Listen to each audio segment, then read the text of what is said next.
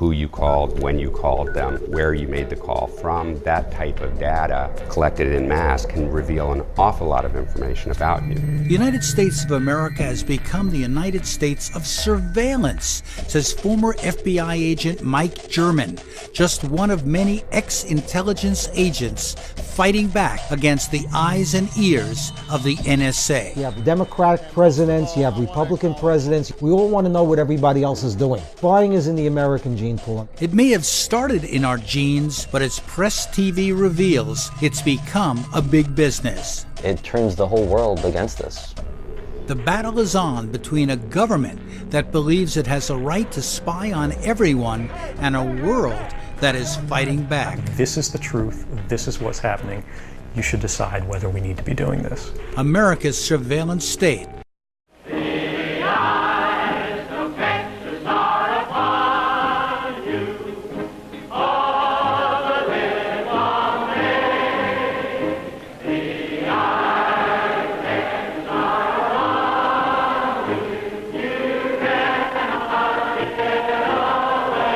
The Eyes of Texas used to be a popular folk tune, but today the song could be about other eyes, the eyes of a spy machine.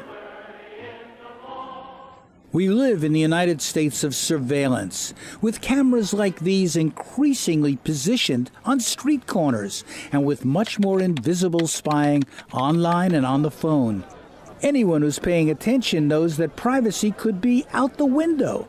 That's what former newspaper editor Bill Kovach says. I think the idea of privacy is gone.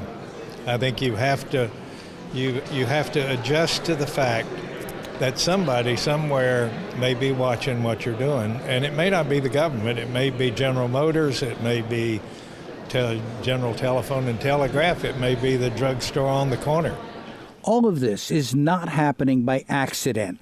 Well-funded, powerful agencies and companies are engaged in the business of keeping tabs on what we do, what we say, and what we think.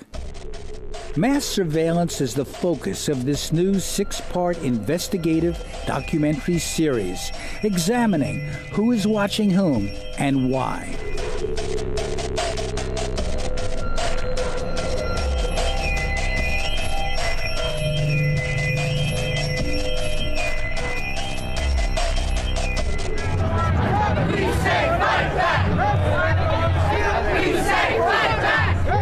Some Americans are up in arms, including an internet entrepreneur who says government spying could be a first step towards a police state. Alfredo Lopez. Let me put it this way. There is in the United States all the technology, from drones to computers to surveillance to day-to-day camera surveillance all over the country. There is a structure and apparatus for a police state. The United States is not a police state. That is clear. We are not that. There I draw the line. But we can be. And we can be with a flip of a switch. And the real problem is, I'm not sure that the people of this country have not become sufficiently unconscious of their rights and of the Constitution and the purpose of the Constitution to really put a halt to that when it starts. And so, that's the real battle. Others believe spying is now a big industry, more about money allocated out of fear than stopping terrorism. Sam Antar is a convicted felon who says there is a corporate angle. It's a bigger story than the NSA story. It's really corporate surveillance of critics or corporate surveillance of rivals within their own corporations. In other words, executives surveilling rival executives. These companies are looking for the Edward Snowdens in their own world. Yes. To many in the world today, the face of America has a big nose for sniffing and sifting mountains of data, phone calls, emails, and texts, and with many mouths silenced by paranoia to keep what they decide is secret, secret. Even high-tech sector executives are deeply troubled. I'm incredibly disappointed. Truthfully, I had become disappointed over the last couple of years. I strongly had suspected this, like many others, that this was happening. But what I had not realized is that actually now we've created a situation where all commerce is unsafe, all communications are unsafe. You know, the most things that we had expected to be actually have some level of protection completely eviscerated.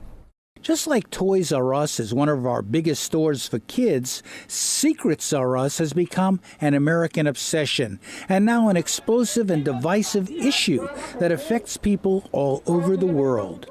It's important that the U.S. is embarrassed by this, because there isn't a way around it. They should stop it. They should stop in deceased. They should sign a treaty saying they will not conduct cyber war. They should sign a treaty saying they will respect the human rights of the whole world.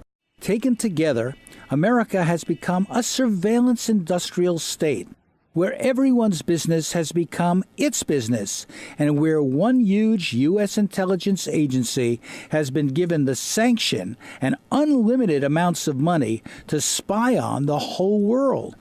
In this series, you'll meet a former undercover FBI agent who says government spying is out of control.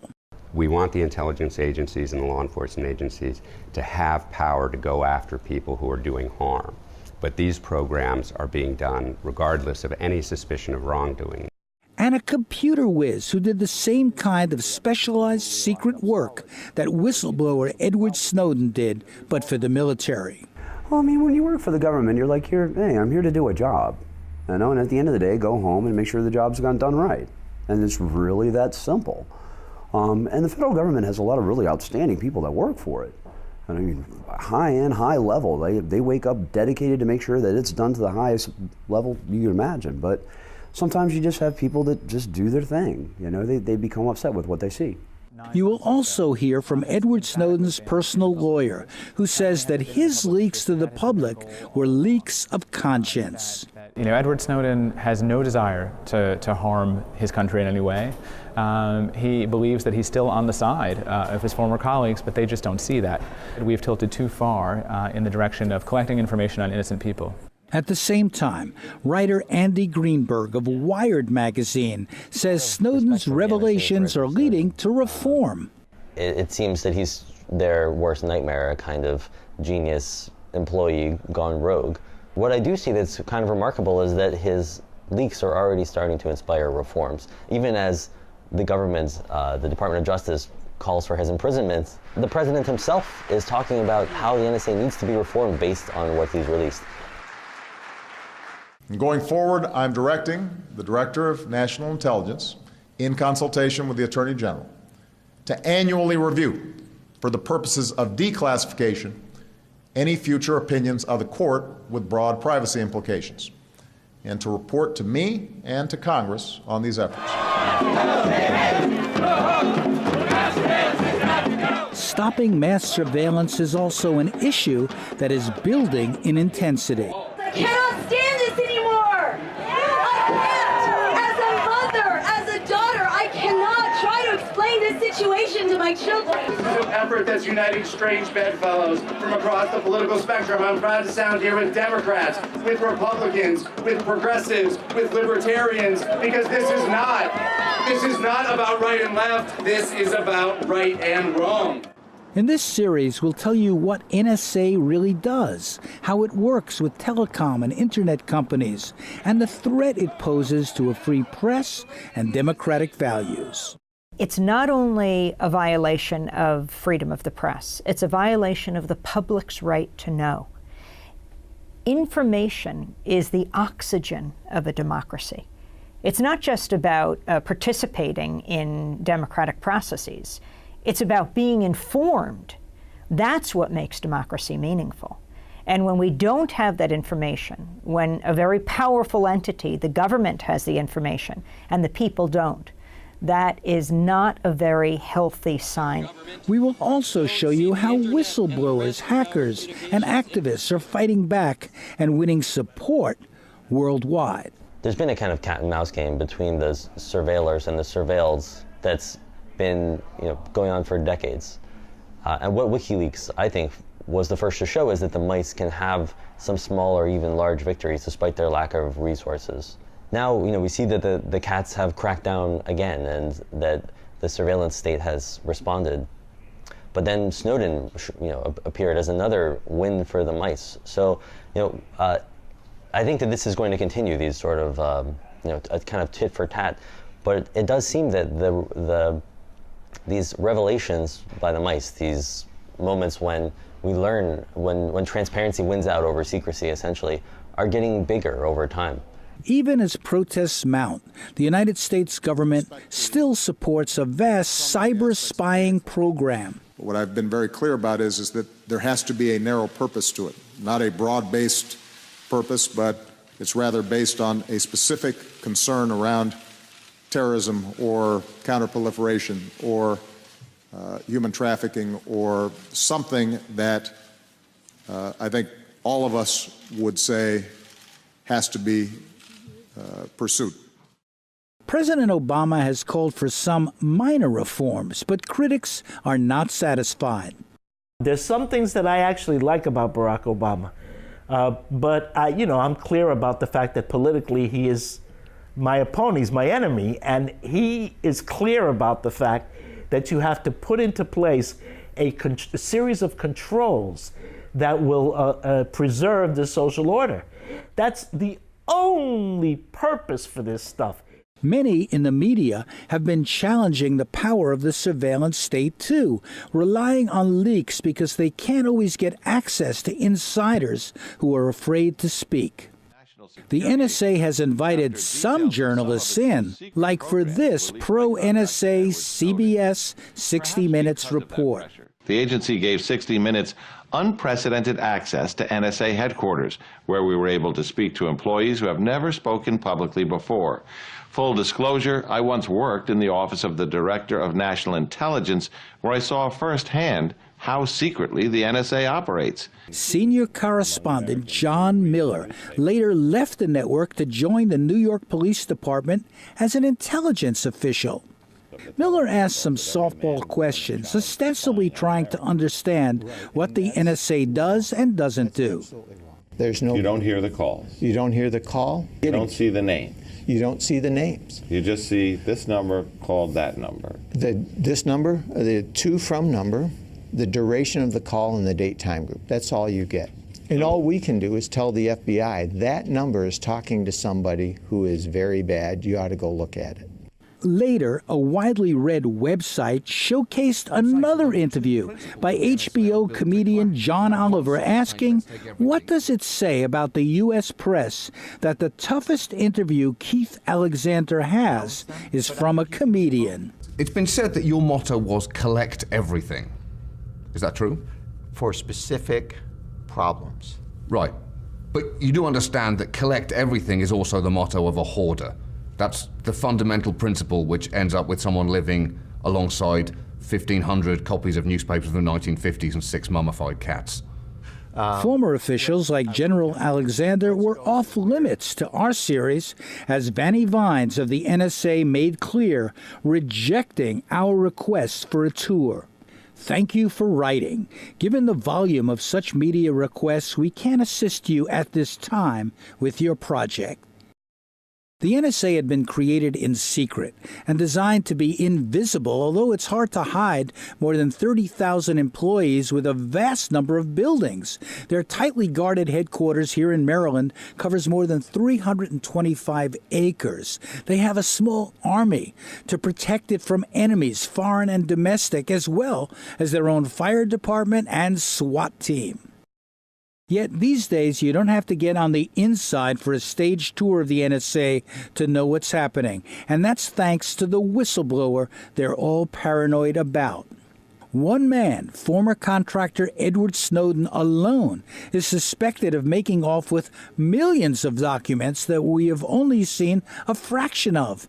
He's been called an insider threat. I'm just another guy who sits there day to day in the office, watches what's happening, and goes, this is something that's not our place to decide. The public needs to decide whether these programs and policies are right or wrong. In a recent appearance for TED, an organization that features diverse speakers, Snowden said he would do it all again, despite his notoriety and the charges against him.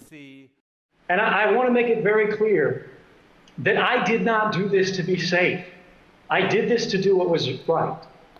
And I'm not going to stop my work in the public interest just to benefit myself. NSA Deputy Director Rick Ledgett later condemned Snowden at another TED Talk. I do not like the way that he did it. I think there were a number of other ways that he could have done that would have not endangered our people and the people of other nations through losing visibility into what our adversaries are doing. But I do think it's an important conversation. Snowden's secret files have sparked a global controversy and debate about the role of American surveillance that seems to have the world as its target. It has fueled debates in almost every country. They're damaging here in the United States because people obviously know what the government is doing. But the damage done internationally is spectacular. Not only did they get a lot of governments really upset with them, that they can patch over.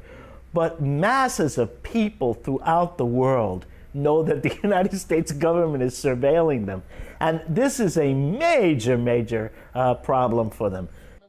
Much of the focus of public anger is directed at this vast agency known by its three initials, NSA, the National Security Agency, also called a shadow factory or an enigma wrapped in a riddle. The author of this book, journalist James Bamford, has even made a documentary about the NSA for a public TV science series. For those in the know, the joke was always that NSA stood for no such agency. For those on the inside, the joke was that NSA stood for never say anything. Bamford and a small army of critics are now dueling with former NSA officials and their defenders.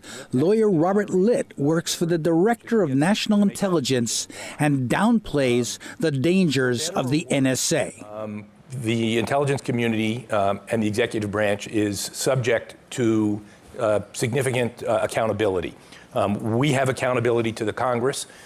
People may question whether that accountability is good enough, whether it's structured properly, but we still have a degree of accountability. And the president, of course, is ultimately accountable to the public.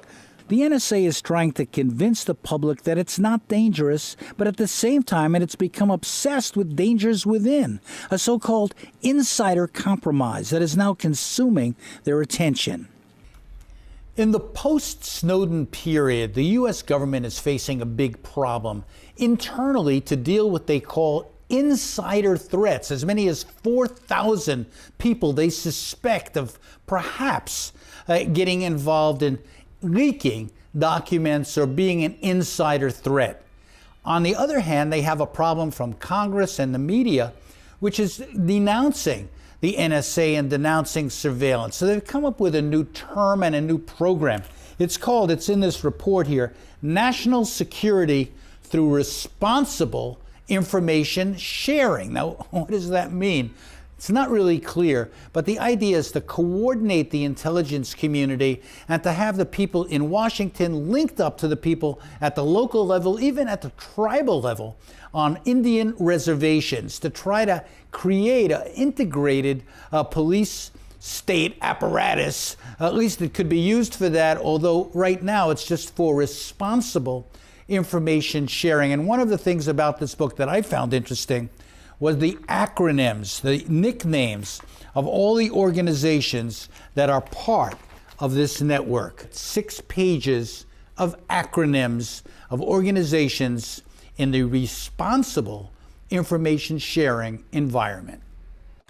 To explore the mentality of analysts and tech wizards who do the same work that Snowden did, we met Brad Sumrall, a darknet programmer and former military intelligence contractor. That you were, in a way, doing what Ed Snowden was doing at one point. Can you tell us about that? Basically the exact same job. I mean, depending on what government building you're in, I mean, it's still the same thing. It's the same rack of servers. You still have the SIPR net there. You have the regular Garrison internet. If you went out into the field, you have the tactical internets or networks. So when Snowden was monitoring information of various kinds, he had, I guess, clearances. Did you have clearances as well? Mm-hmm. Yep, and he was on the SIPR net. So in doing all of that stuff, were you very conscious of the material that you were dealing with being of a high security nature? Mm-hmm. Oh yeah, you have all the sensitive databases right there. Even as intelligence agencies try to keep their staffs in line, reporters have become another enemy and maybe a bigger threat, with many hard-hitting reports winning major media prizes and pitting leaders of the mainstream press against the lack of transparency by the NSA. He said awarding the Pulitzer to Snowden enablers is a disgrace. Anything you'd like to say back to him about that? You know, I mean, I look at Peter King's condemnation as an enormous badge of honor. Why shouldn't you, Mr. Greenwald, be charged with a crime? The scandal that arose in Washington before our stories began was about the fact that the Obama administration is trying to criminalize investigative journalism by going through the emails and phone records of AP reporters, accusing a Fox News journalist of the theory that you just embraced, being a co-conspirator with felonies for working with sources. If you want to embrace that theory, it means that every investigative journalist in the United States who works with their sources, who receives classified information, is a criminal. And it's precisely those theories and precisely that climate that has become so menacing in the United States. It's why the New Yorker's Jane Mayer said investigative reporting has come to a standstill. What do you say to those journalists that have been also highly critical of this kind of reporting on the Edward Snowden revelations? People like David Gregory that are asking if Glenn Greenwald should be prosecuted. It's outrageous. I don't know how he can call himself a journalist and talk like that. I mean, look, this is the job. I mean, the job is we're supposed to report the truth. If whistleblowers come forward, we're supposed to take the risk along with those whistleblowers. And society long ago decided that we're supposed to have protections when we do this. This is what journalism is about, shining a light on what the most powerful people in the country are doing to them in the dark. So we're going to continue to do that no matter what David Gregory and his friends say. This series will take you to a high-level media summit held inside the New York Times that debated the role of leaks and the need to defend the press. Well, I think there is a need for pushback. This conference is a step in that direction, and there are reporters and even mainstream news organizations that are pushing back. So there's an important fight going on here. The NSA could not have access to as high a volume of emails and communications without the full cooperation of telecom companies and internet providers. This relationship has blossomed into a surveillance industrial complex with a flow of personnel back and forth between the NSA and its contractors. As the internet expanded, corporations, I think, saw the possibility of making huge profits and really jumped into it very, very aggressively. But the important thing to note is that the real heavy-duty corporate involvement in the internet is only about 6 or 7 years old. That's when they really swept in. Events like 9/11 enabled the NSA to grow into a $60 billion enterprise, with 70% or $42 billion going to contractors, some led by former NSA executives. In October 2001, the NSA had only given 55 contracts to 144 contractors. By October 2003, that number had grown to 7,197 contracts for 4,388 companies. Snowden had been an NSA employee who left to work for a company called Booz Allen Hamilton, run in part by a former NSA director. Private companies like these were given access to the NSA's top secrets. This also led to an expansion of spying, even as government studies found that the FBI and CIA screwed up by not applying the intelligence they had but couldn't process to stopping 9/11. Under pressure from President Bush and Vice President Cheney, the agencies decided that traditional legal restraints no longer mattered.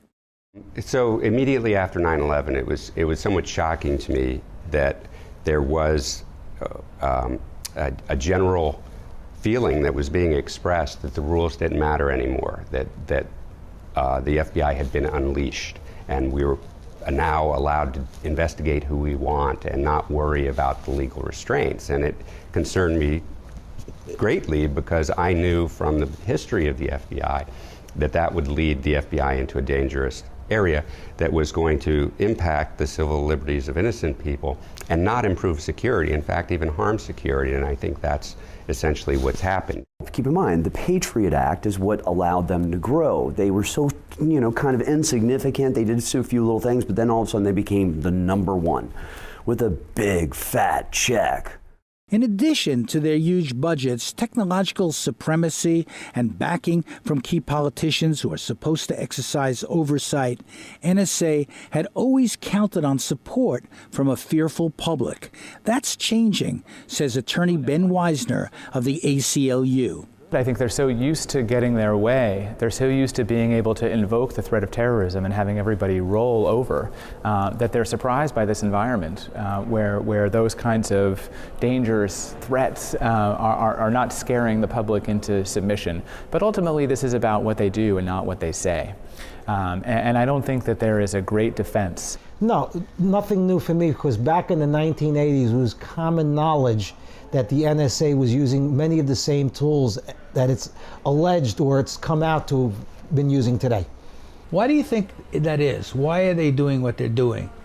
It's not an ideological issue, because you have Democratic presidents, you have Republican presidents, you have the far left, the far right. They all agree on one thing. We all want to know what everybody else is doing. So spying is in our gene pool. Yeah, spying is in the American gene pool, unfortunately. Coming up next, more on how the NSA does what it does. We'll tell you about its collection program that enables it to spy on the internet and all of us. You have a right to know what they're doing, and we will tell you.